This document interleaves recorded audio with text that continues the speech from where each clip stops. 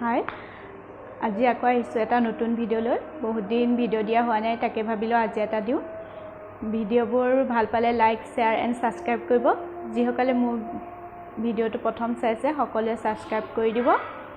আৰু ভিডিঅ'বোৰ প্ৰথম পৰা শেষলৈ চাব আৰু কি বনাও আজি দেখাই থাকিম আজি এটা ৰেচিপি দিম বুলি ভাবিছোঁ তাকে চাওঁচোন বলক কিহৰ ৰেচিপি দিওঁনো এয়া বেটাই ড্ৰয়িং কৰি আছে আৰু এয়া ভতিজা এটা দুটাই ড্ৰয়িং কৰিছে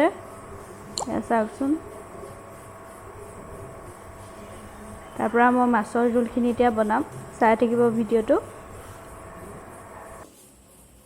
আজি মাছৰ জোলকণ বনাবলৈ কি সামগ্ৰী ব্যৱহাৰ কৰিছোঁ চাওকচোন জিকাৰে সৈতে বনাম মাছ এয়া মাছখিনি মই নিমখ হালধি সানি ললোঁ এয়া নেমু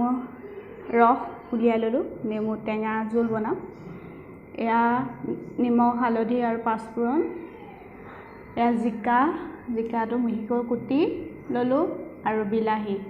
এইকেইটাই মই আজি মাছৰ জোল বনাম ভিডিঅ'টো চাই থাকিব শেষৰলৈকে আৰু লাইক শ্বেয়াৰ এণ্ড সাবস্ক্ৰাইব কৰিবলৈ নাপাহৰিব এয়া মই এখন কেৰাহী গৰম কৰি তেল দি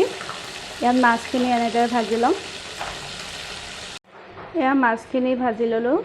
ভাজি লৈ এখন কেৰাহীত ইয়াত তেল দি ইয়াত পাঁচফোৰণ কেইটামান দি এই জিকাখিনি মই ভাজি লৈছোঁ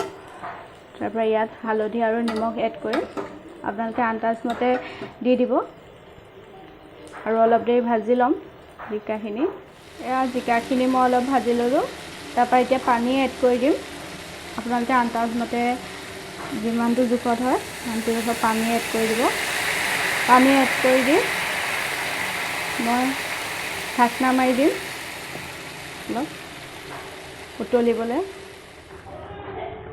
এয়া মাছখিনি দিয়াৰ পাছত এতিয়া নেমু ৰসকণ দি দিম নেমু ৰসকণ উলিয়াই থৈছিলোঁ এইকণ দি ধুনীয়াকৈ লৰাই ঢাকি দিম অলপ উতল আহিবলৈ এয়া মাছৰ জোলকণ হ'লেই আৰু এনেকৈ বনাই খাইছেনে বাৰু আপোনালোকে প্লিজ কমেণ্ট কৰি জনাব আৰু